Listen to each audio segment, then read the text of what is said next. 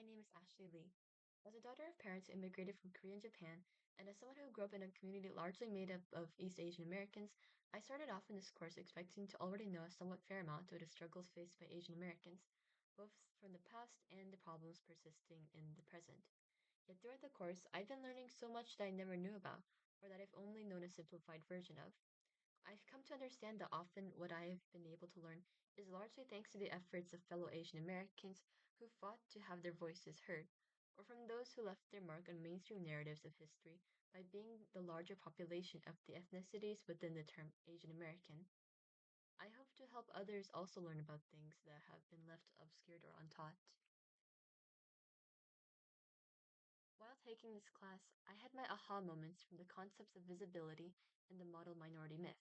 Visibility, in the context of this course, has described the way Asian and Asian American history and the people themselves have been erased or made hyper-visible to conceal wrongdoings or to scapegoat them.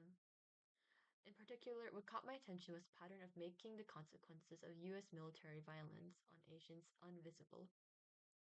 As for the model minority myth, it's described by Dr. Sasaki in week 7 as depicting Asian Americans as quiet, good at STEM, socially awkward, and academically high achieving, used to portray them as the acceptable American. In oversimplifying Asian Americans as a monolithic, independent group, this stereotype makes it more difficult for Asian Americans to get help. I actually first came across the concept of visibility from the first reading in week 0. Laotian American history shows us why we need ethnic studies. To show the importance of ethnic studies to help us be more informed of events not covered by mainstream narratives, in the article, the brutal, still present effect of the secret war during the Vietnam War is described, where 2.7 million tons of U.S. explosives dropped on Laotian soil and U.S. forces withdrawing from Southeast Asia left millions of Laotians at the mercy of brutal communist regimes. This showcases how the actions of the US to expand their power, often through military force, leaves lasting consequences on countries like Laos. Yet histories like these are altered or obscured to hide the military violence. What especially caught my attention was when I tried to search up the Secret War to learn more. As you can see, the Google search engine presents more about Marvel's Secret Wars, and the website about the actual Secret War comes third, demonstrating how this very real and consequential part of history has been obscured. Millions died, yet we rarely hear about or learn about this. Additionally, the good refugee narrative developed by the US to improve how the Vietnam War was presented shows how the US militarization and violence causing Vietnamese refugees were made invisible. To talk about how the figure of the Southeast Asian refugee was used to the benefit of the US, militarized refugees in week 6 writes about how refugees were instilled appreciation for the American military machine, muting the tattered conditions of Vietnam and the refugees' own mourning for their land. In taking control of the narrative of the Vietnam War by casting victims as refugees aided by the US was enabled to continue their military violence during the Vietnam War, while making themselves out to be in the right despite the destruction and tragedy caused. As seen in the way Chumuchantamart was thrown out of class for objecting to the way the Vietnam War unit never covered the impact on Laos, sometimes people tend towards indifference or ignorance about our history, especially with so much already happening in our day-to-day lives. But both of these instances remind us to look closely at what's happened and what is still happening so that we don't enable this kind of tragedy again.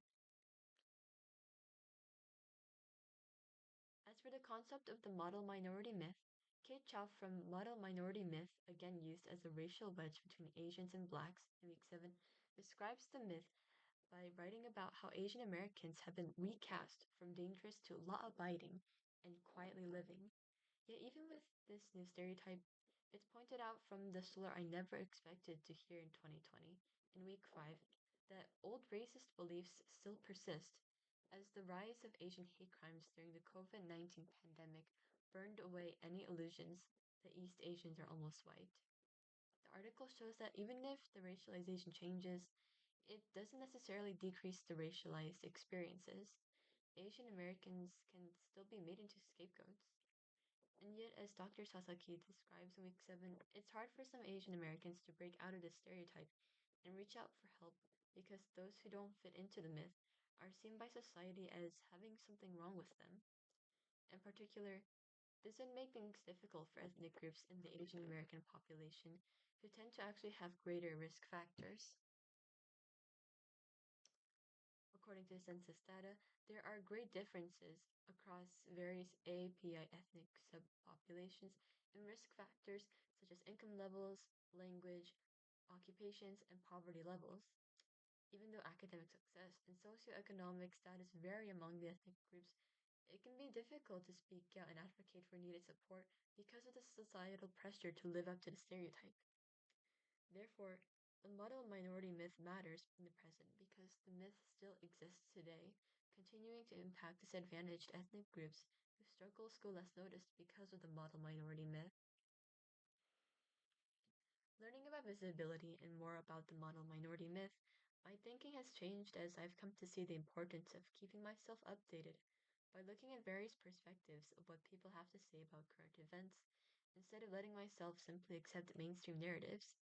In particular, one way I see myself applying this new knowledge is by looking more to sources of diverse perspectives, such as Code Switch podcast from NPR, which is used a few times in this course, and hopefully get to share what I've learned with the people around me to increase awareness. There's a lot that I still don't know, but making at least the effort to learn more can help me expand what I know and think about and beyond my community.